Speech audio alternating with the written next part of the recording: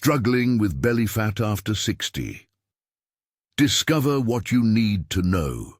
If you've tried the same diets and extra hours of cardio that worked for you at 35 or 45 and nothing seems to budge now, you're not broken. Your body has changed. It's as if it quietly updated its operating system, and the default settings that once responded to calorie cutting and long runs don't do the same job anymore. That's frustrating, but it's also useful. Once we know what changed, we can choose a different approach that actually fits this new system. You're not alone in this. We've seen hundreds of people in their 60s, 70s and beyond who feel stuck, worried about health or embarrassed by a stubborn midsection. This isn't just about how you look in the mirror.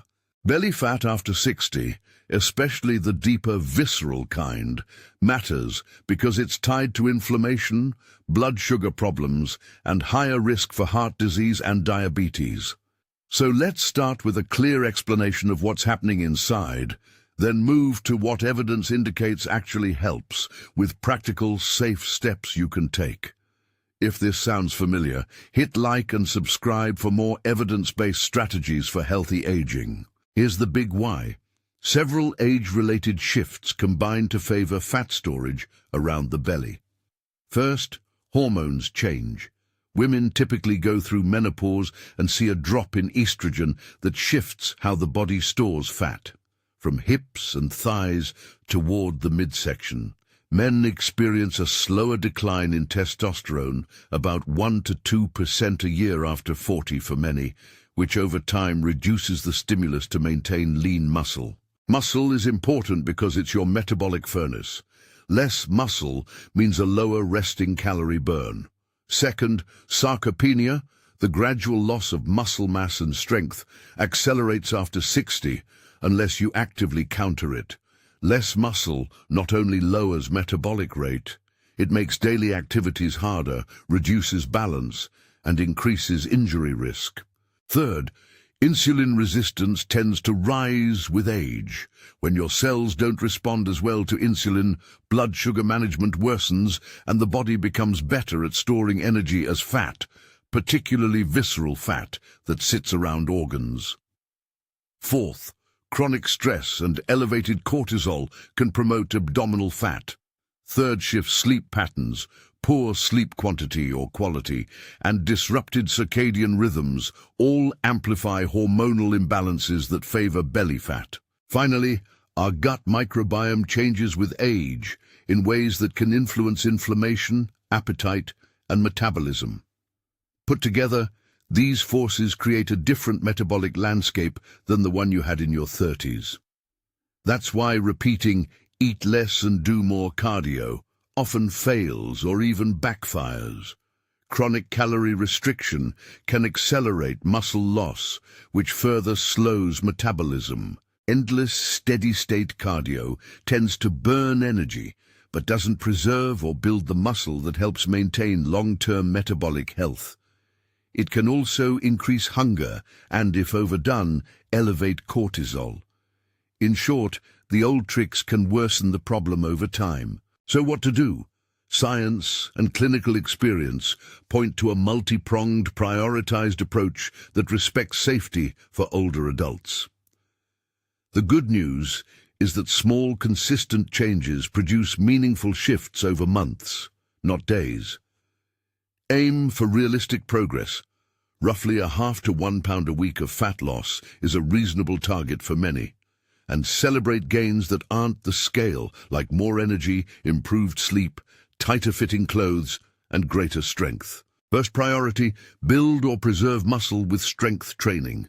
Resistance exercise is the single most potent tool to slow or reverse sarcopenia, raise your metabolic set point, and change body composition. Evidence indicates that doing resistance work 2 to 3 times per week is effective and manageable. Focus on compound movements that recruit multiple muscle groups, squats or sit-to-stand progressions, hip hinges, a safe coach-guided deadlift variation or kettlebell swing if appropriate, rowing motions for the back, presses for the chest and shoulders, and step-ups or lunges for single-leg strength and balance. If you're new to lifting, Start with body weight, resistance bands, or light dumbbells, and aim for 2 sessions per week. After a few weeks, you can increase to 3. A practical starting plan might include 2 sets of 8 to 12 reps per exercise, gradually progressing to 3 sets and increasing resistance as strength improves. Always prioritize form and controlled movement over heavy loads, and consider working with a trainer for the first several sessions to ensure safe technique. Safety note: if you have existing heart disease, uncontrolled blood pressure, recent surgeries, or other chronic conditions, consult your healthcare provider before starting a new exercise program. For many older adults, supervised sessions or classes designed for older populations are an excellent way to begin. Second priority, protein and overall nutrition. As you age, your muscles become less sensitive to the protein stimulus, which means you need a bit more protein per meal to press the muscle maintenance button. A practical target used by many clinicians is roughly 1 gram of protein per pound of ideal body weight per day, distributed across meals. But this must be individualized. If you have kidney disease or specific medical concerns, check with your clinician first. For most people, aiming for 25 to 40 grams of protein at each main meal helps stimulate muscle repair and growth. Good sources include eggs, Greek yogurt, lean poultry, fish, excellent for both protein and omega-3 fats, dairy, legumes, and higher protein plant foods like tofu and tempeh. A whey or plant-based protein supplement can be an easy way to hit targets on busy days. Don't fear fat. Healthy fats support hormone production and satiety. Include sources like oily fish, salmon, sardines, nuts, seeds, olive oil, and avocado. Omega-3 fats in particular have anti-inflammatory effects and may support metabolic health. Carbohydrates matter too, but quality and timing matter more with age. Favor whole grains, legumes, vegetables, and fruits over refined sugars and flours. Consider placing more of your carbs around your workouts. A modest amount before a session for energy and after for glycogen replenishment and muscle repair. For some older adults, a shorter eating window, for example 12-16 hours between dinner and the next meal, can help reduce overall calorie intake and improve metabolic markers. But intermittent fasting is optional, not required, and not suitable for everyone. If you're on medications for blood sugar, consult your clinician before changing meal timing. Hydration and fiber are essentials. Fiber supports the gut microbiome and helps manage hunger. Aim for a variety of vegetables, whole grains, legumes, and nuts. Fermented foods, yogurt with live cultures, kefir, sauerkraut, kimchi, and tempeh can support a diverse microbiome, which evidence suggests plays a role in inflammation and metabolic health. Supplements like probiotics can be helpful in some cases, but food first is usually best. Third priority, sleep and stress management. Poor sleep disrupts hormones that regulate appetite and fat storage. Even modestly reduced sleep increases hunger and insulin resistance in many people. Adopt sleep hygiene practices. Keep a consistent bedtime and wake time. Make the bedroom dark and cool. Limit screen time in the hour before bed and avoid caffeine late in the day. If you wake at night regularly or suspect sleep apnea, seek evaluation. Untreated sleep disorders can blunt progress and harm overall health. Stress is another driver. Chronic stress raises cortisol, which signals the body to retain energy as fat, particularly abdominal fat. Manage stress with simple practical tools, short daily breathing exercises, gentle walking in nature, social connection, and regular activities that bring joy. Even 5 to 10 minutes of focused breathing or a brief walk after a stressful event can lower acute cortisol spikes. Fourth, move more in daily life. NEAT or non-exercise activity thermogenesis. This is the energy you burn from standing, pacing, gardening, carrying groceries, and fidgeting. NEAT matters because it's cumulative. Aim to break up long sitting periods. Stand while on the phone, take short post-meal walks to aid digestion and blood sugar, use stairs when safe, or set a gentle reminder to stand every 30-45 minutes. Small, consistent movements can add significant calorie expenditure across a week and support metabolic flexibility without overtaxing joints or energy. Fifth, gut health and inflammation. As mentioned, the microbiome shifts with age in ways that can increase inflammation and influence appetite. Prioritize fiber-rich foods, colorful vegetables, whole fruits, legumes, and fermented options. Limit highly processed foods and added sugars which feed inflammatory pathways. If you have persistent digestive symptoms, bloating, chronic constipation, or reflux, seek evaluation. Addressing these issues often helps with appetite control and overall well-being. Optional tools and considerations. Intermittent fasting, calorie tracking, and wearable data can be useful but are not mandatory. If tracking helps you stay consistent, keep it simple. A basic food diary for a week can reveal patterns and hidden calories.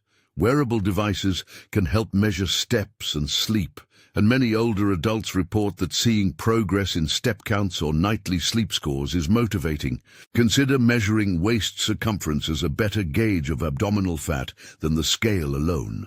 A tape measure is cheap, and a small decrease in inches often correlates with meaningful metabolic improvement. Labs, fasting glucose, HbA1c, lipid profile, vitamin D, are useful markers to review with your clinician if you're concerned about metabolic risk. Now, a few concrete exercise examples that are safe and effective for many people over 60. These aren't exhaustive programs, but practical movements to start. Sit to stand, squat progression. Start by using a sturdy chair. Sit down slowly and stand up without using your hands if possible. Perform 8-12 repetitions for 2 sets. Progress by lowering to a lower chair, adding a weight held near the chest, or moving to a shallow squat. Seated or supported row, band or cable. Sitting or standing with a resistance band anchored in front of you, pull the handles or band toward your chest, squeezing the shoulder blades. 2 sets of 8 to 12 reps builds back strength useful for posture and daily tasks. Hip hinge mini deadlift, hip strengthening. With light weights or a kettlebell, practice hinging at the hips while keeping the back neutral. This trains the posterior chain, glutes and hamstrings, crucial for walking, climbing stairs, and reducing lower back strain. Start with bodyweight hip hinges or a dowel to practice form before adding load.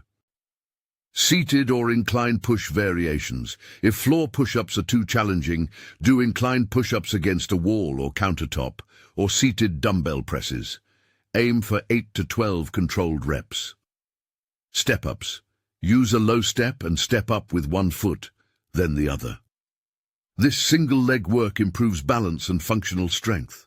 If balance is a concern, do these near a stable surface and consider a physical therapist or trainer with experience in older adults. Progress gradually. Add weight, increase reps, or shorten rest as strength improves. On sets and reps, a widely applicable approach is 2 to 3 sessions per week, each session including 4 to 6 exercises, 2 to 3 sets per exercise, and 8-15 reps depending on the load. Rest 48 hours between sessions that stress the same muscle groups. For strength, fewer reps with heavier load is effective. For endurance and starting phases, higher reps with lighter load is fine.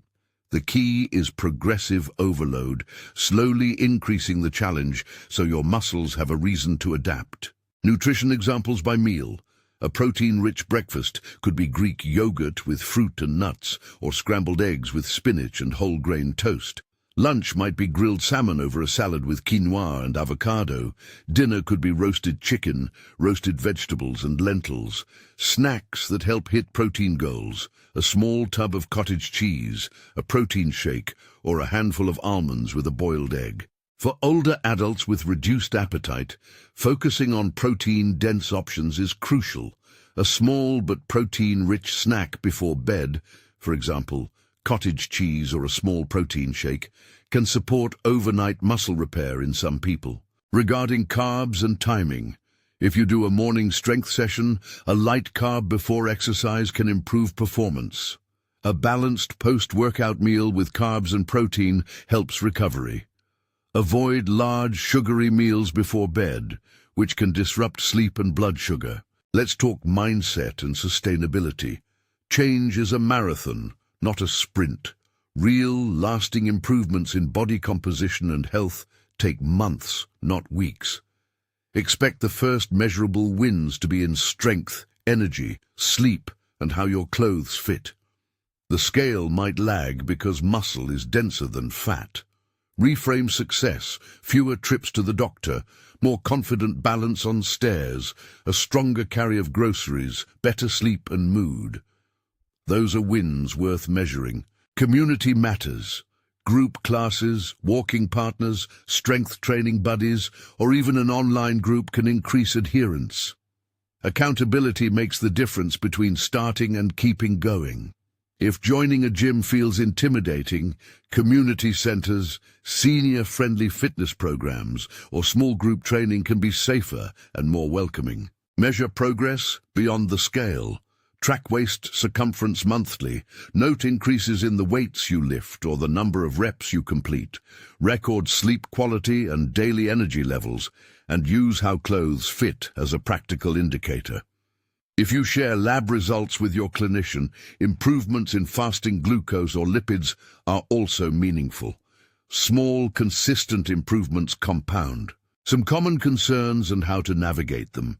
If you worry that strength training will bulk you up, for most older adults, the priority is preserving lean mass and strength, not building large amounts of muscle. Most older adults don't have the hormonal environment or training frequency to gain excessive size. Instead, they'll gain functional strength and a firmer silhouette. If you have joint pain, choose joint-friendly options. Reduce range, use slower tempos, rely on resistance bands or water-based exercise, and prioritize mobility work. If progress stalls, reassess protein intake, sleep, stressors, and whether resistance training is truly progressive. Be mindful with supplements and medications. Vitamin D deficiency is common and can affect muscle function and mood. Check levels with your clinician. Omega-3 supplements have evidence for reducing inflammation and supporting heart health. If you take medications for blood pressure, diabetes, or cholesterol, discuss dietary changes and increased activity with your provider to ensure safety and appropriate adjustments. Let's come back to expectations. Losing visceral fat and improving metabolic health is achievable, but it's gradual. A safe, sustainable pace of fat loss is about 0.5 to 1 pound per week for many people. Faster losses often come at the cost of muscle and long-term sustainability. Early victories, like better sleep, improved mood, and increased strength often show up in weeks, encouraging you to keep going. Now your simple action plan, prioritized and realistic. Pick one thing and do it consistently for 4 weeks, then add another. 1. If you're ready to move, commit to strength sessions 2 times per week for 4 weeks. Start with basic exercises, sit to stand, band rows, hip hinges, step-ups, and an upper body push. Keep sessions short and manageable, 20 to 40 minutes. 2. If nutrition feels more accessible, aim to add 20 to 30 grams of protein to 2 meals per day. Choose whole foods first: eggs, fish, poultry, dairy, legumes, or a quality protein supplement if needed. Spread protein evenly through the day. 3. If sleep or stress is the biggest drag, create a simple sleep plan, a cooling bedroom, a 30-minute wind-down without screens, and a consistent bedtime. Add a 5-minute breathing practice after lunch or before bed to lower daily stress. 4. Do daily movement. Commit to a 10-15-minute walk after meals or a step target that's a modest increase over your current baseline. Small steps become big changes. Pick the one that feels most doable and commit. If unsure, start with strength training, plus a protein focus. Together, they address the root drivers of muscle loss and metabolic slowdown. Before I close, a brief safety reminder. If you have chronic medical conditions, especially issues with the heart, lungs, kidneys, or recent surgeries, check with your healthcare provider before beginning a new exercise or nutrition routine. If you're on medications that affect blood sugar, consult your clinician before trying fasting or major dietary changes. You've heard the core message. Struggling with belly fat after 60 is common, understandable, and actionable.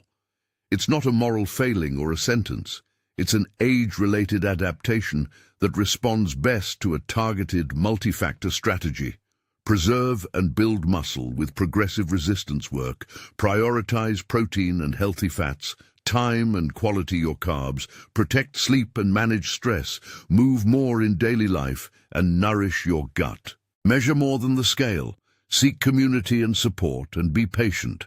Months, not weeks, is the realistic horizon for meaningful change. Here's the challenge. Choose one specific thing you will do this week. Book 2 short strength sessions, add 30 grams of protein to your lunch, or commit to a nightly 45-minute screen curfew for sleep. Put it on your calendar, tell someone you trust, and start. If you want a simple 4-week starter plan, a clear strength routine, plus a nutrition checklist to get going, subscribe and check the link in the description. We'll walk you through safe progressions, meal ideas, and how to measure wins beyond the scale. You're not defined by a number on the scale. With the right approach, patience, and consistent action, you can change how you feel, move better, and reduce the health risks tied to belly fat. Struggling with belly fat after 60? Now you know what you need to know and what to do next.